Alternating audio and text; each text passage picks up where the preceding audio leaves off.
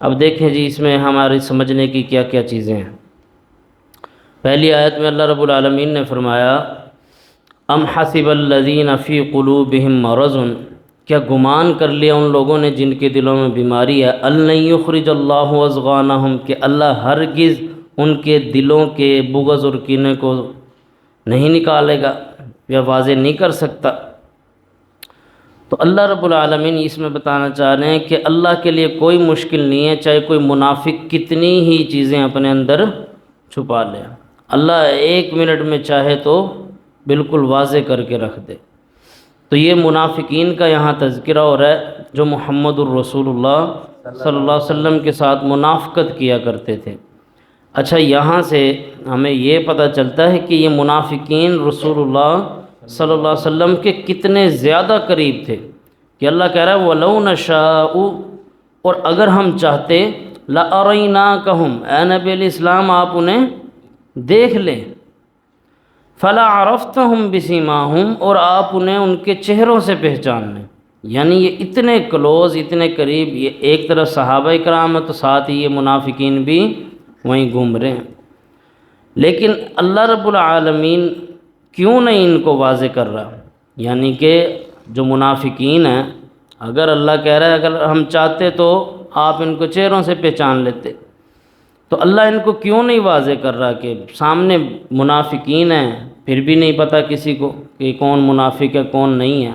صحابہ کرام رضوان اللہ علیہ مجمعین کو بھی نہیں پتہ ہوتا تھا کہ کون منافق ہے اور کون نہیں ہے، کسی کسی کا پتہ ہوتا تھا کہ یہ فلاں بندہ، جیسے عبداللہ ابن ابی ہے، بہت بڑی منافقت کرنے والا، منافقوں کا سردار، لیکن جو دیگر چھپ کے منافقت کرنے والے تھے ان کا پتہ نہیں ہوتا تھا۔ یا پھر حذیفہ بن یمان رضی اللہ عنہ ہیں جو رازدار رسول ہیں صلی اللہ علیہ وسلم، انہیں آپ صلی اللہ علیہ وسلم نے منافقوں کے نام بتائے تھے، 12 منافقین کے، لیکن عمومی طور پہ لوگوں کو نہیں پتہ تھا کہ کون منافق ہے اور کون مخلص ہے، ایمان والا ہے۔ تو اللہ رب العالمین نے کیوں ان کو واضح نہیں کیا؟ کہ اگر اللہ چاہتا تو سب پتہ چل جاتا، واضح ہو جاتے، بھئی یہ جو بندے ہیں نا یہ منافق ہیں، اور فلاں فلاں فلاں یہ جو ہیں یہ کون ہیں؟ ایمان والے ہیں۔ اس کی وجہ یہ ہے کہ اللہ رب العالمین پردہ داری رکھتے ہیں، اللہ کا یہ اصول ہے کہ اللہ رب العالمین لوگوں کے عیب کھول کھول کے دوسروں کے سامنے نہیں کرتے جب تک کہ وہ بندہ خود کھلم کھلا گمراہی نہ کرے۔ ایک بندہ اگر چھپ کے گناہ کر رہا ہے نا تو اللہ رب العالمین بھی اس کے گناہ پہ پردہ ڈالتے ہیں۔ تو یہ اللہ بھی ہمیں سکھاتا ہے کہ اگر تم کسی کے عیب دیکھ لو، گناہ دیکھ لو، تو اس پہ کیا کرنا ہے؟ پردہ ڈالنا ہے۔ یہ شریعت کا اصول ہے اور یہ اللہ کا قانون ہے۔ کوئی اگر شریعت تو ہمیں یہ کہتی ہے کسی کو اگر تم نے زنا کرتے ہوئے دیکھ لیا، کوئی عورت کسی کو زنا کرتے ہوئے، کسی مرد کو زنا کرتے ہوئے، تو شریعت ہمیں تب تک بولنے کا حکم نہیں دیتی جب تک ہمارے پاس 4 گواہ نہ ہوں۔ آپ ایک گواہ لے گئے جبکہ گناہ کیا دوسرے نے، زنا کیا دوسرے نے، لیکن آپ مقدمہ لے گئے تو کوڑے اب آپ کو پڑیں گے کہ جب آپ کے پاس پوری گواہیاں ہی نہیں ہیں 4، تو کس منہ سے لے کر آئے ہو شکایت؟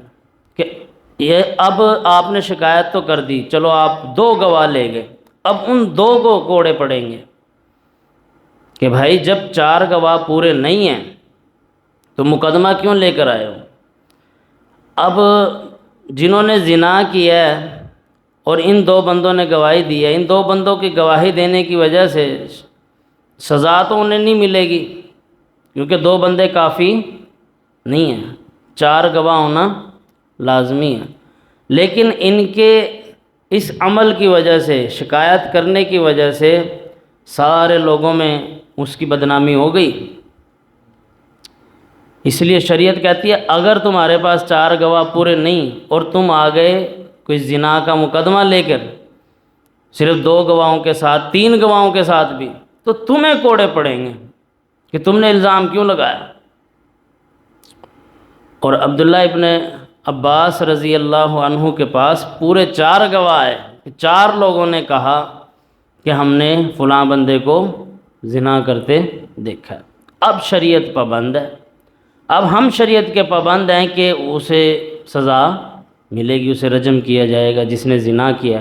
اگر وہ شادی شدہ ہے تو زنا کیا تو رجم ہے، اور اگر غیر شادی شدہ ہے تو پھر اسے کوڑے مارے جائیں گے۔ لیکن عبداللہ ابن عباس رضی اللہ عنہ نے اس وقت بھی یہ کہا کہ اگر تم اپنے بھائی کا پردہ رکھتے تو وہ تمہارے لیے بہتر تھا، کہ تم اپنے بھائی کو بدنام کر دیا۔ یعنی شریعت اس قدر پردہ رکھنے کا ہمیں حکم دیتی ہے۔ اللہ رب العالمین منافقین کے بارے میں واضح طور پہ لوگوں کو نہیں بتا رہے کہ اللہ تو ایک بار وحی نازل کرتے، کہتے فلاں فلاں فلاں فلاں یہ بندے جو ہیں یہ سارے کیا ہیں؟ منافق ہے۔ جس رب نے 114 سورتوں کا قرآن نازل کر دیا، اس کے لیے ایک مشکل بات تھی منافقین کے نام بتانا؟ بڑا آسان تھا۔ پھر محمد الرسول اللہ صلی اللہ علیہ وسلم نے بھی کبھی نہیں بتایا کہ فلاں فلاں بندہ منافق ہے۔ حذیفہ بن یمان رضی اللہ عنہ سے بار بار صحابہ پوچھتے کہ وہ جو 12 بندے جن کا نام آپ کو بتایا، آپ رازدار رسول ہیں، ذرا ہمیں بتائیں۔ کبھی نہیں ذکر کیا، کسی کو نہیں پتہ کون تھے وہ 12 بندے منافق، اور جن کی وجہ سے جانی بھی مالی بھی بہت بڑا نقصان ہوا، اور محمد الرسول اللہ صلی اللہ علیہ وسلم کی جان پر بات آ گئی تھی جنگ میں ان منافقین کی وجہ سے، لیکن کسی کو نہیں پتہ کون ہے۔ تو اس سے ہمیں یہ پتہ چلتا ہے کہ اللہ بھی پردہ رکھنے والا ہے، شریعت بھی ہمیں اسی چیز کا حکم دیتی ہے کہ تم نے پردہ رکھنا ہے، اور جو بندہ پردہ رکھتا ہے اللہ اس کے گناہوں پر بھی پردہ ڈالتا ہے۔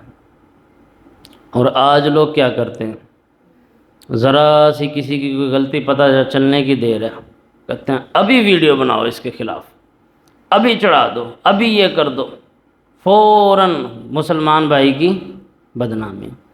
اب اس کا نقصان کیا ہوتا ہے کہ وہ جرم اتنا بڑا نہیں ہوتا جتنی اس بیچارے کی عزت چلی جاتی ہے۔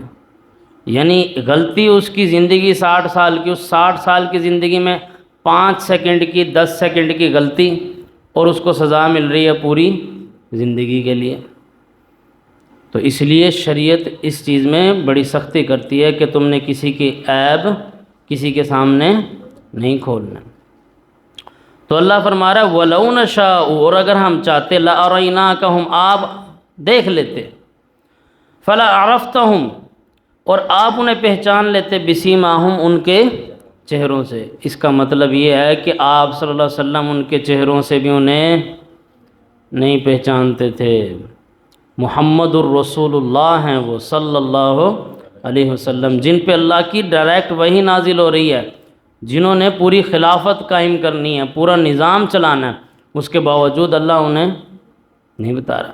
لیکن اللہ کہہ رہا ہے وَلَتَعْرِفَنَّهُمْ فِي لَحْنِ الْقَوْلِ، آپ ان کے بات کرنے کے انداز سے انہیں پہچان لیں گے۔ یعنی جب وہ ایسی باتیں کریں گے کہ جس میں جب جہاد کا ذکر آئے گا تو ان کے چہرے لٹک رہے ہیں، اور وہ باتیں ایسی بہانے بنا رہے ہیں، آتے تھے منافقین، اور وہ بہانے بھی بناتے تھے، آپ صلی اللہ علیہ وسلم کو اندازہ بھی ہو جاتا ہے، آپ کچھ بھی نہیں کہتے تھے انہیں۔ جب غزوہ تبوک میں آپ صلی اللہ علیہ وسلم نے سب کو ہی نکلنے کا حکم دیا، اس حدیث میں آتا ہے کہ منافقین بھی، وہ جو صحابی پیچھے رہ گئے تھے، کیا نام تھا ان کا،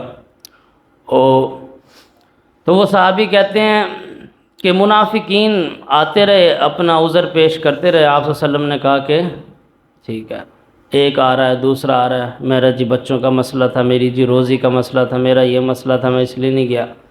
آپ صلی اللہ علیہ وسلم نے کہا ٹھیک ہے جاؤ تم، کسی کو کچھ نہیں کہا، جبکہ اس جنگ میں بالکل اعلانیہ طور پہ کہا تھا کہ ہر جوان اب جنگ کے لیے نکلے گا۔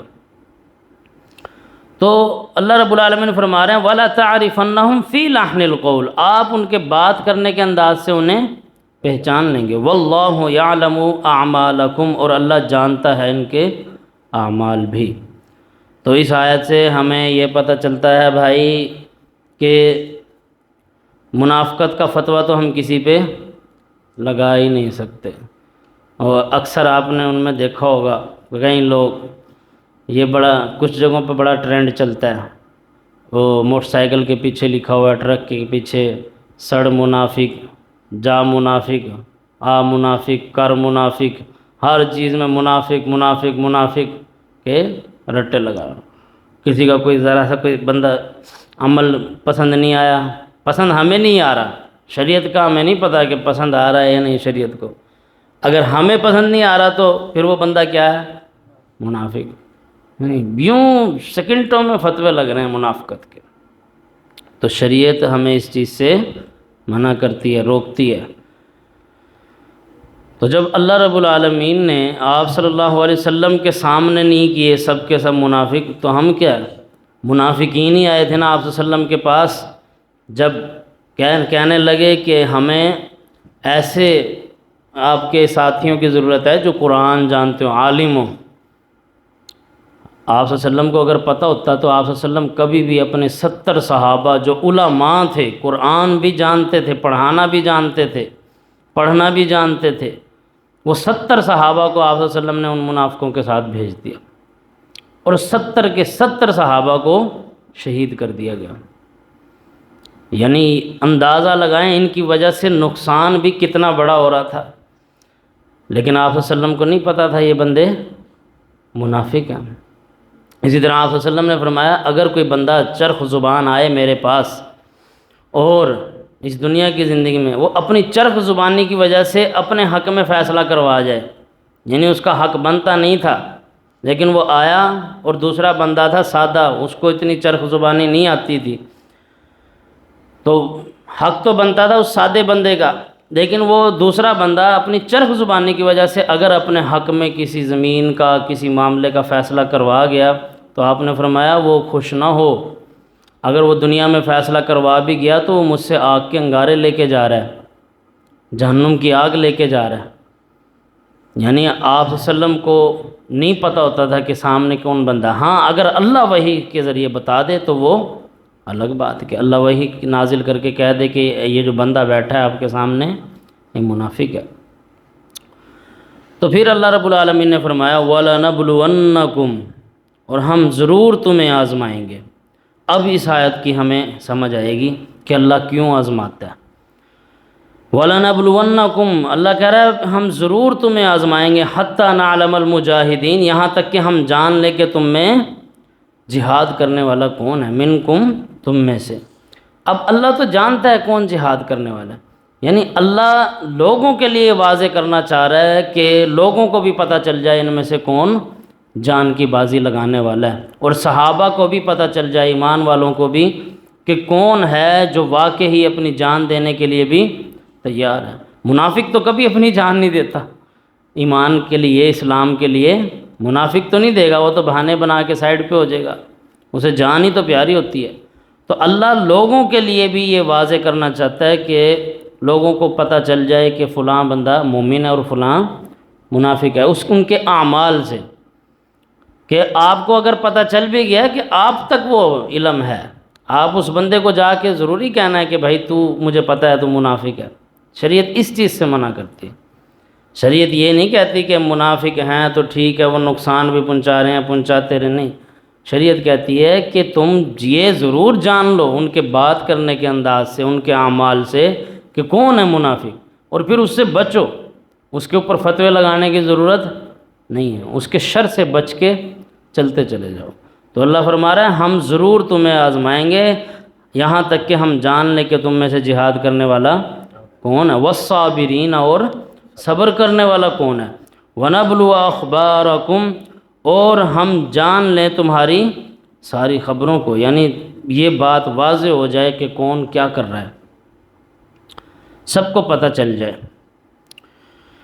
ان الذین کفروا وصدوا عن سبیل اللہ، بے شک وہ لوگ جنہوں نے کفر کیا اور اللہ کے راستے سے روکا لوگوں کو، وشاقوا الرسول، اور انہوں نے مخالفت کی رسول اللہ صلی اللہ علیہ وسلم کی، من بعد، اس کے بعد کہ ما تبین لهم الہدی، ان کے پاس آ چکی تھی واضح ہدایت، لن یضروا اللہ شیئا، وہ ہرگز اللہ کا کچھ بھی بگاڑ سکتے نہیں، وسیحبط اعمالکم، اور ہم ضائع کر دیں گے ان کے اعمال، یعنی یہاں یہ بات ہو رہی ہے جو اللہ اور اس کے رسول کی مخالفت کرے اور ان کے راستے سے روک کے، اب چاہے وہ اچھے اعمال بھی کر کے آئے تو ہم اس کے اعمال ضائع کر دیں گے۔ یہ ایک ہے اصول۔ اب لوگ ہمیں کہتے ہیں کہ اگر کوئی بدعتی بھی ہے، مشرک بھی ہے، جو اچھے کام تو وہ کر رہے ہیں نا، فلاں نیکی کا کام بھی انہوں نے کیا، فلاں بھی کیا۔ ہم کہتے ہیں بھائی جب تک تمہارا عقیدہ کلیئر نہیں ہے تب تک کوئی بھی عمل فائدہ نہیں دے گا۔ سب سے پہلے عقیدہ توحید ہے، اگر وہ کلیئر ہے تو پھر فائدہ ہے۔ اگر وہ کلیئر نہیں، اس میں عقیدے میں آپ اللہ اور اس کے رسول کے مخالف جا رہے ہیں تو اللہ کہہ رہا ہے پھر تو سارے عمل ضائع کر دوں گا، میں کسی کام کے نہیں۔ تو اللہ معاذ اللہ کوئی کسی کے اعمال کا بھوکا تو نہیں ہے نا، تو پہلے اللہ اور اس کے رسول کے بارے میں عقیدہ کلیئر ہونا چاہیے۔ تو فرمایا یہ لوگ لن یضر اللہ شیئا، اللہ کا کچھ بھی بگاڑ سکتے نہیں، وسیحبط اعمالکم، اور ہم ان کے اعمال ضائع کر دیں گے۔ پھر آگے مزید واضح کرتے ہوئے فرمایا یا ایھا الذین آمنو، اے لوگو جو ایمان لائے ہو، اطیعوا اللہ واطیعوا الرسول، اللہ کی اور اس کے رسول کی اطاعت کرو، ولا تبطلوا اعمالکم، اور اپنے اعمال کو باطل نہ کرو۔ یہاں سے یہ بات واضح ہو گئی کہ جو کام محمد الرسول اللہ صلی اللہ علیہ وسلم کی سنت کے مطابق کیا جائے گا وہ تو قابل قبول ہے، اس کے علاوہ کوئی بھی عمل ہو تو اللہ فرما رہا ہے وَلَا تُبْطِلُوا أَعْمَالَكُمْ، اپنے اعمال کو باطل نہ کرو۔ کوئی بھی عمل ہے وہ ضائع ہے۔ اب کوئی چاہے 40 سال تک کنویں میں الٹا لٹکا رہے لیکن یہ سنت رسول تو نہیں ہے نا، لہٰذا یہ کسی کام نہیں آئے گا۔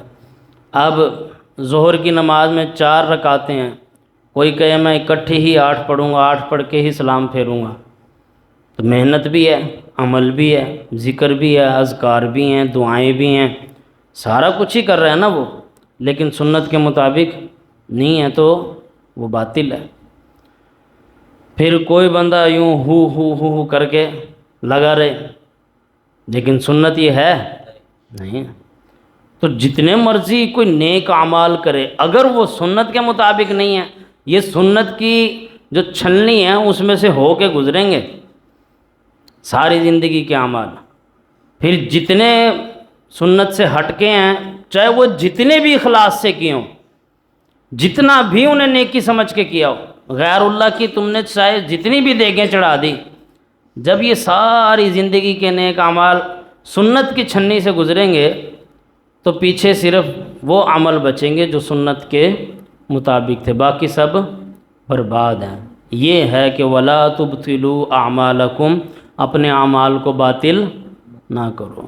اس لیے چاہے عمل کوئی چھوٹا سا ہو، تھوڑا سا ہو، لیکن وہ محمد الرسول اللہ صلی اللہ علیہ وسلم کی سنت کے عین مطابق ہونا چاہیے۔ اس چیز کا خاص خیال رکھنا چاہیے۔ آج لوگ بہت چیزیں اب بھی اضافی کرتے جا رہے ہیں کہ چلو جی ہاں اگر ہم یوں بھی کر لیں تو اس میں کیا حرج ہے، یہ بھی کر لیں تو کیا حرج ہے، یہ بھی کر لیں تو کیا حرج ہے۔ حرج یہی ہے کہ یہ محمد الرسول اللہ صلی اللہ علیہ وسلم کی سنت نہیں ہے، اس لیے اس معاملے میں بڑا ڈر کے چلنا چاہیے۔ ہاں اگر کوئی نیک عمل ہے اس میں آپ بہتری لے کے آئیں، رکعت 4 ہی ہیں، آپ نے کوئی صف بچھا دی اچھی، آپ نے کوئی سہولت مسجد میں پنکھا لگا دیا، یہ کیا ہیں نیک کام میں آسانیاں، ان چیزوں کی تو اجازت ہے۔ لیکن کوئی اس عمل کو ہی چھیڑ دے، ان 4 رکعت کو ہی چھیڑ دے تو یہ کام خراب ہے۔ اب جیسے اس بار عید میلاد النبی پر لوگوں نے باقاعدہ عید نمازیں بھی پڑھائی ہیں، انڈیا میں بھی ہوئی ہے، پاکستان میں بھی الگ سے پھر ایک عید نماز ہوئی، تو یہ کیا ہے شریعت میں اضافہ ہے۔ یعنی اگر چیزوں میں اضافہ چل رہا تھا چلو وہ پھر بھی ہم انہیں وہ کر رہے تھے، اب بالکل ہی ڈائریکٹ شریعت میں اضافہ ہو گیا۔ تو اس چیز کا اللہ فرماتا ہے کہ جو سنت کے مطابق عمل نہیں ہوگا وہ باطل ہے۔ پھر فرمایا ان الذین کفروا وصدوا عن سبیل اللہ، یہ دیکھو بھئی یہ نا ایک جیسے الفاظ واپس آ رہے ہیں، ٹھیک ہے نا، اس لیے سبق کوئی مشکل نہیں ہے۔ ان الذین کفروا، بے شک وہ لوگ جنہوں نے کفر کیا، وصدوا عن سبیل اللہ، اور وہ روکتے ہیں اللہ کے راستے سے، ثم ماتوا، پھر وہ مر گئے، وہم کفار، اس حال میں کہ وہ کافر تھے، فلن یغفر اللہ لہم، اللہ انہیں ہرگز نہیں بخشے گا۔ اچھا، یہ آج کا سبق بڑا اہم ہے، اس میں ہم نے 3-4 جو مسئلے ہیں وہ بڑے اہم سیکھے ہیں۔ تو یہ اس آیت میں بھی ایک مسئلہ بہت واضح طور پہ اللہ نے بیان کر دیا اور اسے بھی سمجھنے کی ضرورت ہے۔ دنیا کی زندگی میں جب تک انسان کا سانس چل رہا ہے، چاہے وہ مشرک بھی ہے، اگر وہ معافی مانگ لے تو شرک بھی معاف ہو جائے گا۔ کوئی ایسا گناہ نہیں جو اللہ دنیا کی زندگی میں جب تک بندے کی سانس چل رہی ہے وہ معاف نہ ہو سکتا۔ لوگ کہتے ہیں شرک معاف ہو جائے گا، ہم کہتے ہیں شرک بھی معاف ہو جائے گا، شرک بھی معاف ہو جائے گا۔ اگر وہ شرک اس سے کرتا رہا اور بعد میں اس نے معافی مانگی، توبہ طائب ہوا اور اللہ کی طرف آ گیا کہ اے اللہ میں غلط تھا، مجھ سے یہ شرکیہ کام ہوئے ہیں، مجھے معاف کر دے۔ اگر وہ اللہ کے راستے سے روکتا رہا دنیا کی زندگی میں اور اس نے معافی مانگ لی، تب بھی معافی، بڑے سے بڑا گناہ کیا اس نے، سب گناہ معاف ہو جائے۔ لیکن اگر وہ اس حال میں مر گیا، شرک کرتے ہوئے مر گیا، ان الذین کفروا وصدوا عن سبیل اللہ، بے شک وہ لوگ جنہوں نے کفر کیا اور روکا اللہ کے راستے سے، ثم ماتوا، پھر وہ مر گئے، وہم کفارون، اور وہ اس حال میں مرے کہ وہ کافر تھے، فلن یغفر اللہ لہم، پھر اللہ انہیں ہرگز نہیں بخشے گا۔ اگر شرک کرتے ہوئے بندہ دنیا سے چلا گیا، اب کچھ بھی نہیں ہو سکتا۔ اب تو اللہ رب العالمین اس کے لیے بخشش مانگنے سے بھی، اس کی اولاد کو بھی روک دیتے ہیں کہ تم نے اس کے لیے معافی بھی نہیں مانگنی، جو شرک کرتے ہوئے پھر دنیا سے گیا۔ آپ حضرت ابراہیم علیہ السلام اپنے والد کے لیے اللہ سے بخشش مانگتے تھے، لیکن اللہ نے قرآن میں ہی کہہ دیا کہ مشرک کے لیے آپ اپنے ہاتھ نہ اٹھائیں، اس کے لیے معافی نہ مانگیں۔ وہ اپنے والد کے لیے مانگتے تھے، پھر اللہ نے جب روک دیا کہ ایسا کچھ ہو سکتا، تو جب اس لیے اپنے اوپر بھی محنت کرنی چاہیے انسان کو، اپنے گھر والوں پہ بھی، کہ کم از کم وہ شرک اور بدعات سے باز رہیں۔ لوگ آج ہمیں کہتے ہیں کہ یہ کیا آپ ہر وقت شرک شرک بدعات ان چیزوں کا رٹا لگا کے رکھتے ہیں۔ بھائی یہ مسئلہ بڑا حساس ہے، یہ معاملہ بہت سینسیٹیو ہے۔ اور چیزوں میں تو معافی ہو جائے گی لیکن اس میں نہیں ہوگی اگر اس حال میں بندہ دنیا سے چلا گیا۔ تو لہٰذا دنیا کی زندگی میں اگر کوئی معافی مانگ لے اپنے شرک سے، چاہے وہ جتنے بھی شرک کرتا رہا، تو معافی ہو جائے گی۔ لیکن اگر وہ اس حال میں دنیا سے چلا گیا تو تب معافی نہیں۔ اب لوگ کہتے ہیں کہ اگر اللہ چاہے گا تو معاف کر دے گا، اللہ ہی تو کہہ رہا ہے کہ میں کبھی بھی ایسا نہیں چاہوں گا، فلن یغفر اللہ لہم، اللہ انہیں ہرگز نہیں بخشے گا، اللہ انہیں ہرگز معاف نہیں کرے گا۔ تو شرک کی معافی نہیں ہے اگر دنیا میں بندہ شرک کرتا ہوا مر گیا۔ تو یہ آج کا ہمارا سبق ہے۔